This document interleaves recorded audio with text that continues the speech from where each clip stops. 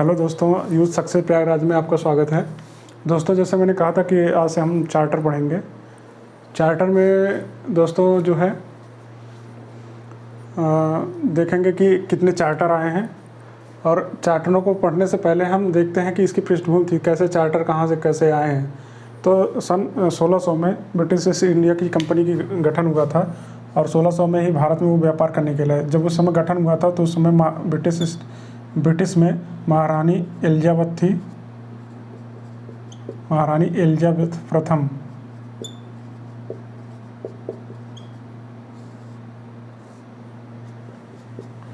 इन्हीं के शासनकाल में ब्रिटिश ईस्ट इंडिया कंपनी का गठन हुआ था, और ये भारत में व्यापार करने के लिए आए। व्यापार से तो दोस्तों ये व्यापार जब करने आए तो उस समय, अब हिस्ट्री में पढ़ेंगे कि व्यापार कैसे किए, कहाँ पे कितने कौन से माल लेते थे, कहाँ कितने बेचते थे, वो सब हम हिस्ट्री में पढ़ेंगे। हम पॉलिटी में ये देखेंगे कि इसका जो संवैधानिक इतिहास है, संवैधानिक इतिहास उसको देखेंगे। तो दोस्तों जब ये व्यापार करने के आए तो व्यापार में इनको बहुत ज़्यादा अधिक मात्रा में फ़ायदा हुआ, और ये व्यापार से अधिक मात्रा में लाभ कमाए। और आपको एक युद्ध याद होगा 1764 में, जो बंगाल बक्सर का युद्ध जिसे कहा जाता है। इस युद्ध में इन लोगों के भारी मात्रा में, जैसे विजय तो हुई ही, लेकिन भारी मात्रा में धन मिला, जिससे बंगाल, बिहार और उड़ीसा क्षेत्र जो थे वहाँ पे दीवानी इनको मिल गई। दीवानी से मतलब होता है कि जो रेवेन्यू कलेक्ट करे, यानी कि राजस्व ग्रहण करने की। तो दोस्तों जब ये राजस्व इनको अधिक मात्रा में मिली, तो कंपनी को, ब्रिटिश गवर्नमेंट को कहीं न कहीं लगा कि कंपनी अधिक मात्रा में धन कमा रही है, तो उसको एक रेगुलेट किया जाए। ठीक है, तो उसी क्रम में हम दो पार्ट में पढ़ेंगे कि ऐतिहासिक पृष्ठभूमि में 1773 से लेकर 1858 का एक कंपनी का शासन था। पहले पार्ट में पढ़ेंगे। दूसरे पार्ट में हम ये पढ़ेंगे कि क्राउन का शासन, जो 1858 से लेकर 1947 था। ठीक है दोस्तों, तो उसी के परिप्रेक्ष्य में हम पढ़ेंगे रेगुलेटिंग एक्ट है क्या। तो सबसे पहले अगर भारत में ब्रिटिश कालीन कोई एक्ट आया, तो वो रेगुलेटिंग एक्ट आया, जो कंपनी को रेगुलेट करने के लिए आई थी। तो यहीं से एक संविधान की, ब्रिटिश कालीन संविधान की शुरुआत मिलती है, जिससे रेगुलेट किया गया। तो दोस्तों रेगुलेटिंग एक्ट 1773 में आया। तो बंगाल का इसमें ये विभिन्न पॉइंट है जो महत्वपूर्ण बिंदु हैं, जो एग्जाम के दृष्टि से पूछे जा सकते हैं और पूछे भी गए हैं। जैसे बंगाल का गवर्नर, तो उस समय दोस्तों 3 प्रेसिडेंसियाँ थीं। जैसे ये कि यहाँ पे आपका ये मान लो ये भारत का नक्शा है, तो यहाँ पे आपका मद्रास था, और ये यहाँ पे बंगाल था, और ये पे बम्बई प्रेसिडेंसी। 3 प्रेसिडेंसियाँ थी। हर प्रेसिडेंसी में एक गवर्नर होता था।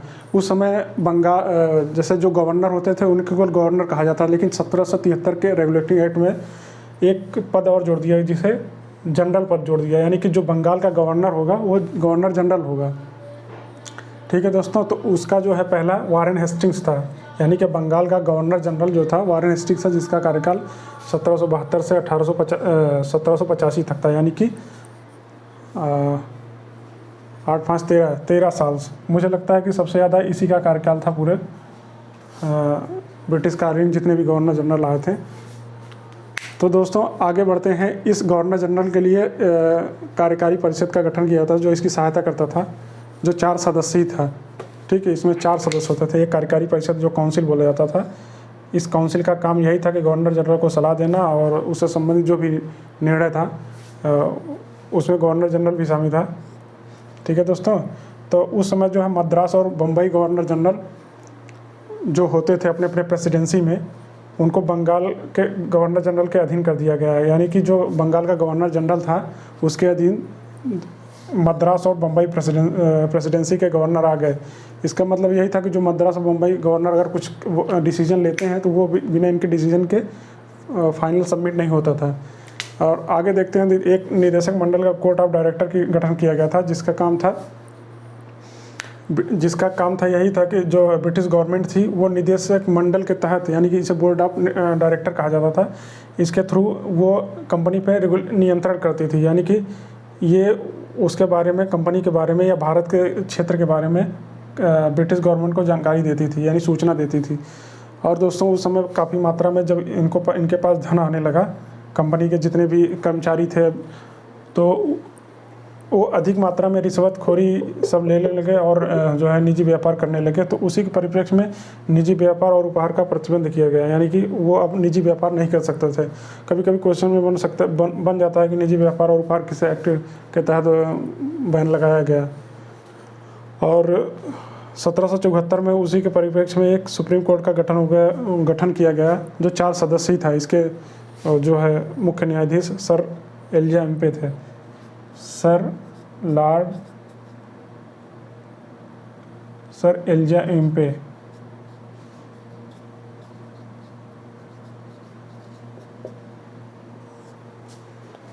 यह जो सुप्रीम कोर्ट होता था 4 सदस्य, इसमें एक अध्यक्ष होता था यानी कि मुख्य न्यायाधीश और 3 अन्य न्यायाधीश, यानी कि 1+3 था।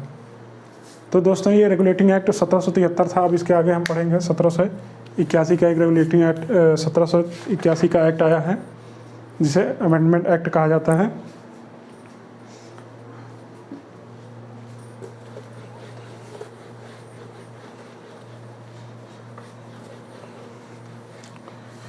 तो दोस्तों इसे कभी कभी क्वेश्चन बना देता है वनडे एग्जाम में, पीसीएस में, आरओ में अधिकतर आते हैं हिस्ट्री बैकग्राउंड से। कौन बंगाल का गवर्नर जनरल प्रथम था, कौन अंतिम था। तो ऐसे अब 1781 अमेंडमेंट एक्ट।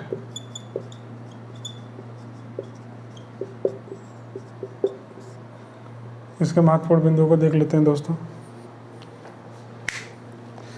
बेसिकली ये जो 1773 के रेगुलेटिंग एक्ट था उसके कमियों को दूर करने के लिए लाया गया था।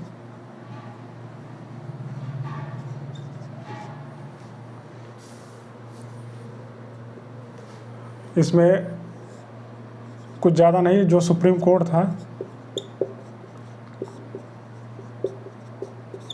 उसके शक्तियों को सीमित किया गया, उसके पावर को सीमित किया गया, कम किया गया।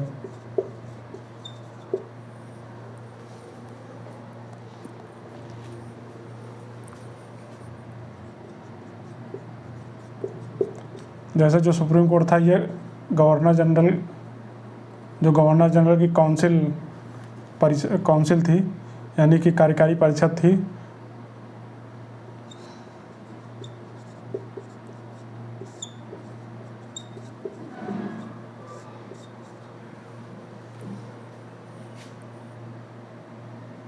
उसके मामलों को सुनवाई नहीं कर सकता था, यानी कि यहाँ पे उसके खिलाफ अपील सुप्रीम कोर्ट में नहीं किया जा सकता था।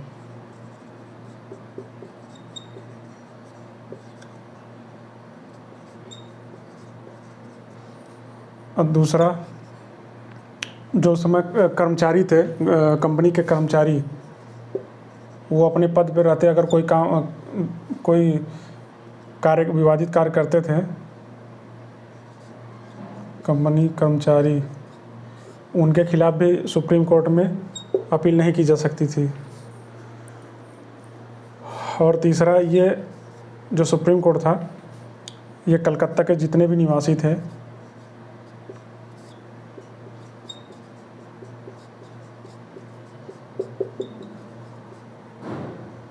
निवासियों को इसके अधीन लाया गया।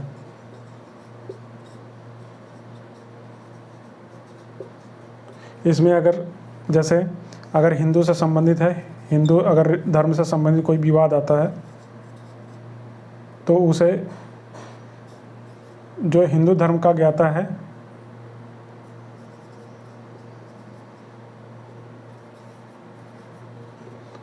उसी के तहत वो सुनवाई होती है। और जो मुस्लिम से संबंधित है, यानी मुस्लिम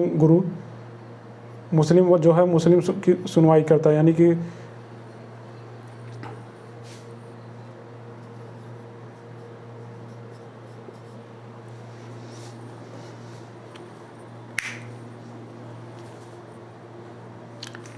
और तीसरा दोस्तों, ये जो राजस्व से संबंधित जितने भी मामले हैं, यानी कि कुछ कंपनी अगर कर लगाती है या वसूलती है तो उससे संबंधी विवाद अगर होता है तो वो सुप्रीम कोर्ट में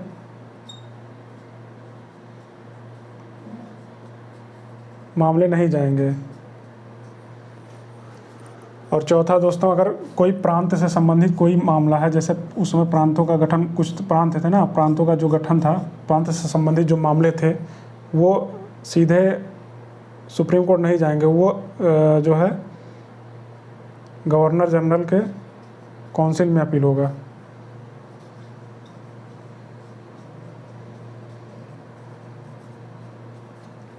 तो दोस्तों इस तरह से देखते हैं कि 1781 जो अमेंडमेंट आया था ये 1773 के कमियों को दूर करने के लिए आया था, लेकिन इसमें सुप्रीम कोर्ट के पावर को सीमित किया गया।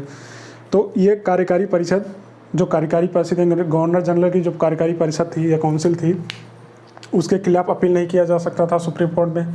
दूसरा, कंपनी के कर्मचारी अगर कोई भी जैसे कुछ भी कार्य करते हैं इस तरह से विवादित कार्य जिसके खिलाफ सुप्रीम कोर्ट में अपील नहीं किया जा सकता था। और कलकत्ता के जितने भी निवासी थे इसके अधीन थे, यानी कि जो कलकत्ता यानी भारतीय लोग जो थे वो केवल इन्हीं के लिए बनाया गया था कि वो हिंदू धर्म या मुस्लिम धर्म या अन्य से जो धर्म है वो अपने धर्म गुरुओं से संबंधित सुनवाई करते थे। चौथी चीज़ ये राजस्व कर जो राजस्व से संबंधित अगर कोई विवाद है वो सुप्रीम कोर्ट में नहीं ले जाया जा सकता था। और चौथी, जो प्रांतों के गवर्नर जनरल थे, प्रांतों से संबंधित अगर कोई विवाद था तो वो गवर्नर जनरल के अधीन किया गया, यानी कि गवर्नर जनरल के काउंसिल में ही अपील किया जा सकता, सुप्रीम कोर्ट नहीं लाया जा सकता। बेसिकली ये जो 1781 था अमेंडमेंट एक्ट था ये सुप्रीम कोर्ट के पावर को सीमित करने के लिए आया था। ठीक है दोस्तों। तो दोस्तों इसके बाद हम पढ़ते हैं 1784 का एक्ट।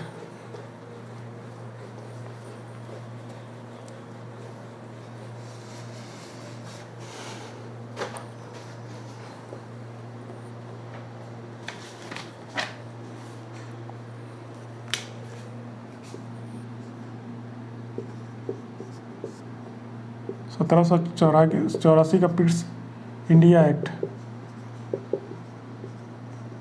दोस्तों उस समय प्रधानमंत्री थे पिट्स द एंगर नाम था, जिन्होंने इस एक्ट को ब्रिटिश संसद में लाया था, इसलिए इसे पिट्स इंडिया एक्ट कहा गया है। दोस्तों इसका जो 2-3 पॉइंट है जो महत्वपूर्ण बिंदु है जो एग्जाम में क्वेश्चन बनते हैं, जैसे इसने वाणिज्यिक यानी कि जो कंपनी की मेन काम थी वाणिज्यिक और राजनीतिक कार्यों का अलग किया।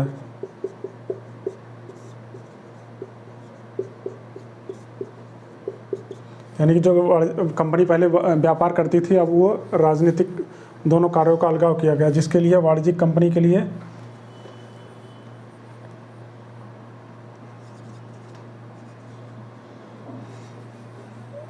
बोर्ड ऑफ निदेशक मंडल का गठन किया गया था और राजनीतिक कार्यों के लिए बोर्ड ऑफ कंट्रोल यानी कि नियंत्रण बोर्ड का गठन किया गया था।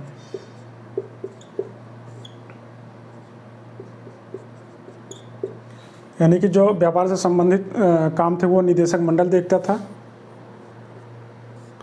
और राजनीतिक कार्यों से संबंधित या प्रशासनिक कार्यों से वो नियंत्रण बोर्ड को देखता था। यानी कि ये दोनों बोर्ड जो है ब्रिटिश संसद जो ब्रिटिश सरकार थी उसको रिपोर्ट करती थी। और यहीं से देखते हैं कि ये अलग अलग जो व्यवस्थाएं थी इसी को द्वैध शासन कहा गया, यानी कि दोहरी शासन व्यवस्था। जब दो सरकार एक ही चीज़ में काम करें तो उसे द्वैध शासन कहा गया। और ये नियंत्रण बोर्ड जो थे इसके पास सैन्य अधिकार, नागरिक अधिकार और राजस्व से संबंधित मामले थे। ठीक है दोस्तों। इसके बाद आता है 1786 का एक्ट। जैसे कभी कभी क्वेश्चन में बन जाता है कि ये द्वैध शासन की शुरुआत कहाँ है, ब्रिटिश इंडिया का औपनिवेशिक शासन व्यवस्था में किस एक्ट के तहत द्वैध शासन की शुरुआत हुई। ठीक है दोस्तों। तो 1784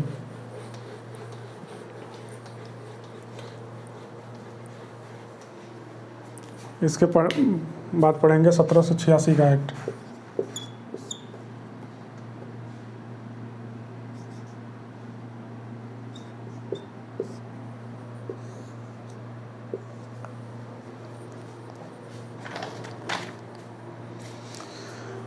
सत्रह सौ छियासी का एक्ट हम अगर देखें तो ये एक उस समय सेनापति थे, commander in chief Lord Cornwallis.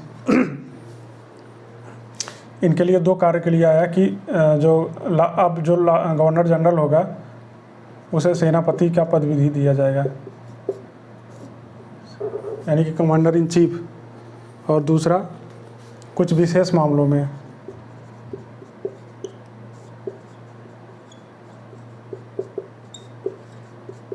जो उस समय गवर्नर जनरल की काउंसिल यानी कि परिषद थी, कार्यकारी परिषद थी, उसके मामलों को मतलब जो डिसीजन देती थी मानने से इनकार भी कर सकता था कुछ विशेष मामलों में, यानी कि उसके डिसीजन को ना मानने का भी अधिकार इसे दिया गया है।